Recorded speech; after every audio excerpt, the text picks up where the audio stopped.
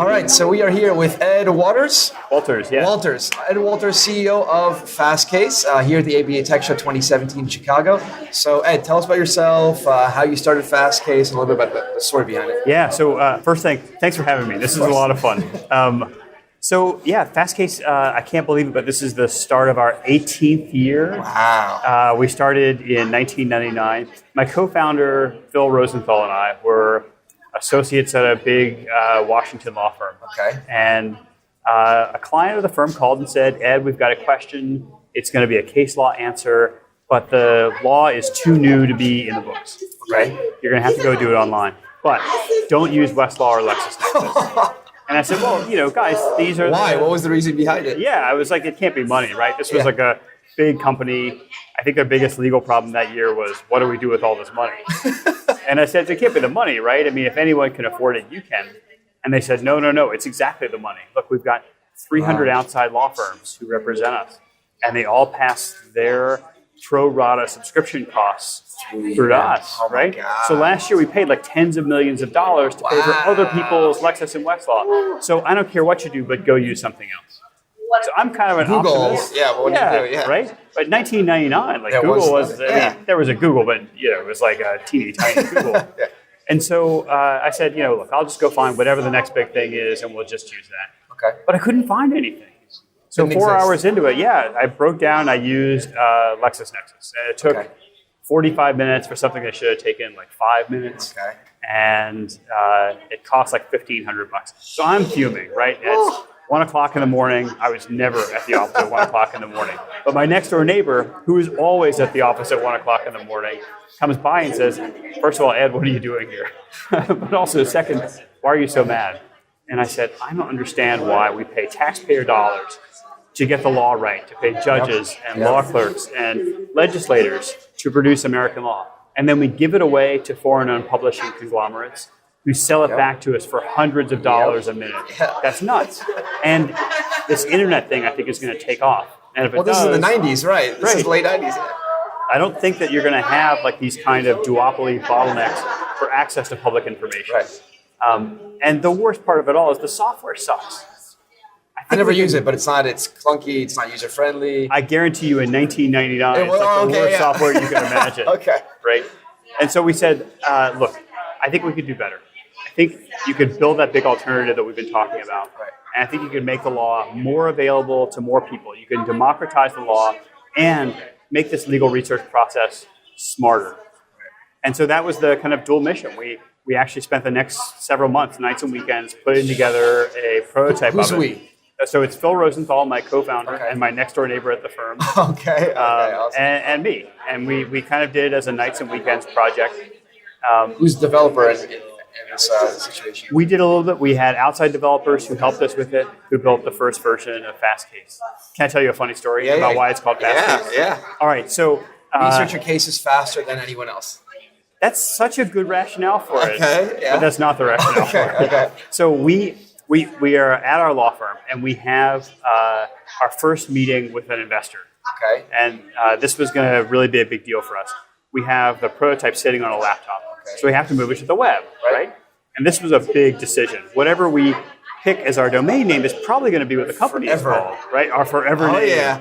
So we spent hours. We're agonizing over it. Of course. Even in 1999, like all the good domain names were already taken. Yeah. Wow. I was going to say.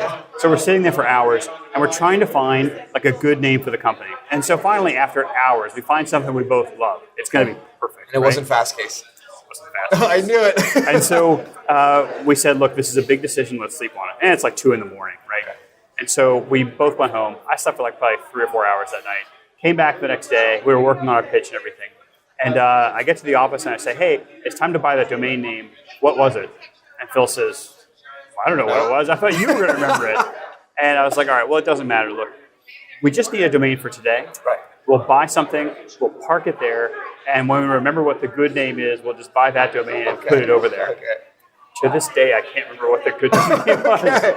We actually found Fastcase that day, like on the quick. Oh, wow. We parked it on Fastcase, and that has become our forever name.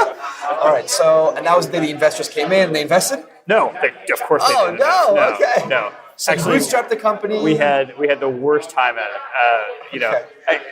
Parenthetically, like December of 1999 might be the worst month in American history to start a software company, because the whole internet economy kind of went off the cliff like immediately afterwards. It was a big bubble, the tech bubble. It bursted. Everyone lost a lot of money. It was during that time. It was like a terrible time to start a tech company. But so it made us very disciplined. We kind of bootstrapped Fastcase, and as a nice byproduct, we never did any of the stupid .com, blimp Super Bowl ad stuff that people did back then because they were supposed to. So as a result, we became like a scrappier, you ran lean, more disciplined company. You focused more on your development side. So let me ask you. So you mentioned the two other companies, LexisNexis and Westlaw. So today, what's the biggest difference between all three companies? Yeah, I would say if you look at, we ask a lot of law firms when they're switching to Fastcase, what was your what took so long? Right? What kept you from subscribing before now? And the things they tell us are citator. They want to know if their case is good law. Editorial treatises, like secondary practice materials about the law. And so for the last couple of years, we've been chipping away at those, right? So we built Bad Lawbot, the world's first algorithmic citator, which uses big data to try and tell you whether your case is still good law. I would say within about a year, 18 months, I really want to have a verifiably, benchmarkably better citator than Shepard's or Keysight. And I want to do it using, modern data science. The technology is just sort of getting there where you can do it. And then the editorial treatises, that's going to be a huge push for us in 2017. We're going to start producing authored content. Some of it in partnership. We bought Lois Law in 2016. Congrats. Thanks. It's they're one of the pioneers of legal research. But they also have this great secondary treatise library through Wolters Kluwer. And we can now sell those Wolters Kluwer treatises, like 200 treatises from Aspen and CCH, into the Lois Law subscribers. I'd like for that to be a model for how we go forward, to find the best secondary materials and offer them through Fastcase. I think the short answer is, though, the things that differentiate the most expensive kind of traditional legal research services. What's the price ranges here? So compared to you and to them, what's the prices looking like? Yeah, I mean, each of those companies employs about 10,000 people just in the U.S. To read and digest and summarize cases. Our approach has been algorithmic, not editorial. So you're saving a lot of money with all these people, which you can pass on to the... That's exactly right. I mean, I think the algorithmic approach is better. I think we produce better answers with better software, kind of like a Google to their Yahoo, if you think about it from the early days. But a byproduct of that is it's like pennies on the dollar less expensive, which we pass along. We work with 28 state bar associations who subscribe to Fastcase, who make Fastcase free to their members. That's nice. You know what the most powerful price in the world is? Free. Yeah, it's pretty hard to beat. So people really like that. And we love it too. I mean, I said at the top, the goal was to democratize the law, right? Working with state bar associations and making it free to lawyers who can pass that along to their clients. That's like the coolest thing in the world to us. All right, so you have a big future plan ahead. Where do you see the future of legal tech going these days? It's interesting. I think we always imagined that tech is going to dehumanize lawyers. Yep. I think actually the opposite might be true. I was talking to this lawyer a year ago, Billy Tarasio, and she said, I do like the same 10 family law forms all the time. Yep. And so she said, I'm just going to put them for free on my website, right? And let them fill out the forms. Yep. And what she said was, she was expecting not to hear from her clients ever again. And she heard from them twice as much. Okay, because they were, they were filling out the forms, and then they would call her and say, okay, I'm done, now what? And she'd say, you're done. Oh, wow. And they would say, well, look, I'm not done, because I need to talk to somebody. Right. I don't feel like I've been heard, right? I've got this legal problem, and I need someone to stand next to me, right? Not just fill out a form and you guys take care of it. So we've been thinking all this time about lawyering and the product of lawyering as either hours or documents. And it turns out the real value of lawyers to a client is probably something more like community, right?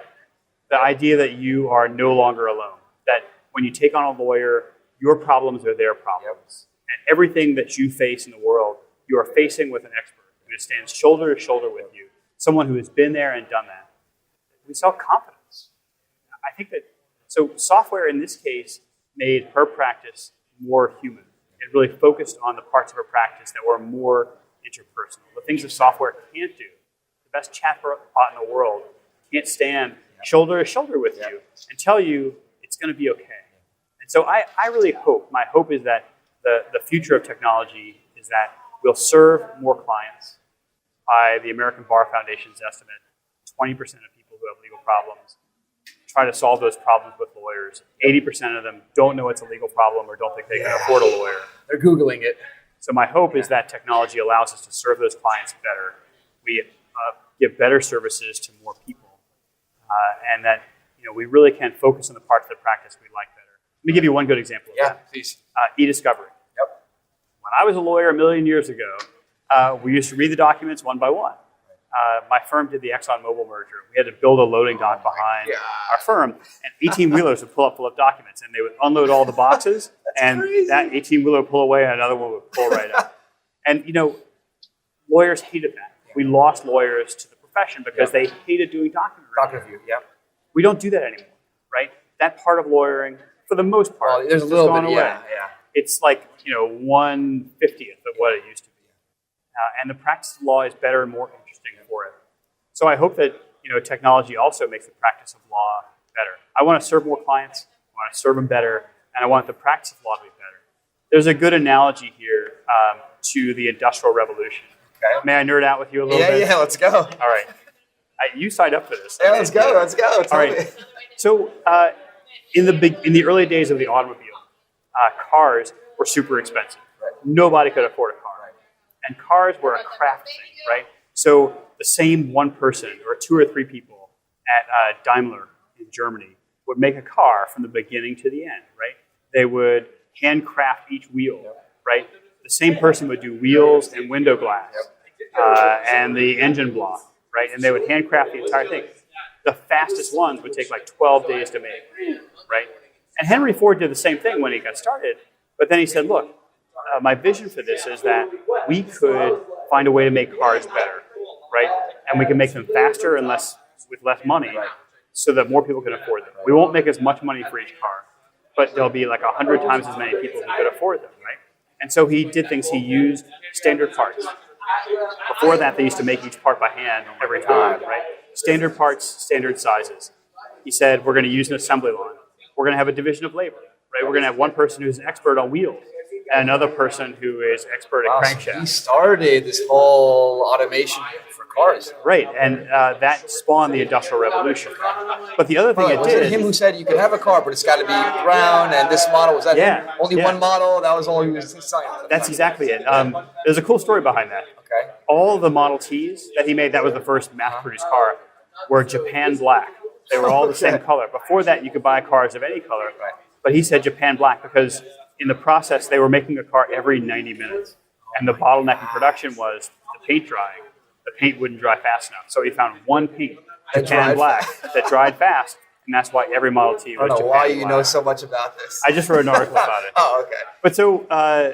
and I'm also a huge nerd. You're a teacher at Georgetown? Yeah, I teach the law of robots at Georgetown. The law of robots? Yeah. Okay, so robots automating law firms one day? Yeah, so you sort of see this, like industrial process in the practice of law. So just to put a ribbon on my little package of let's hear it. What happened from Henry Ford's idea about automating and standardizing the industrial part of making cars was that cars were less expensive, more people can afford them, and they were lower priced, but they were higher quality.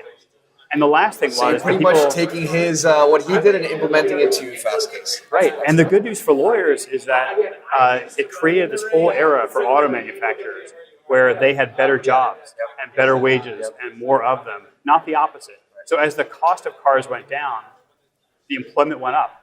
People's satisfaction was better. People became more expert at what they did, and more people got served. And that's my hope for technology and law, to bring it back to your original question. Unless you think I'm like way off in the tangent. No, we're bringing it back. I'm bringing it home. Around, yeah. So my hope for the future of technology is this era of Fordism or industrial process for law, where we do more of it at lower price to serve more people, to create better, more fulfilling jobs for lawyers. And I think we have that potential right now if we can seize it before for-profit companies do it instead of lawyers. Thank you so much. Wow, I could talk to you for hours. Amazing. Well, I want to thank Ed Walters again, live at the ABA Tech Show 2017. Thank you so much. Thank you for letting me get my nerd on. Of course. Yeah.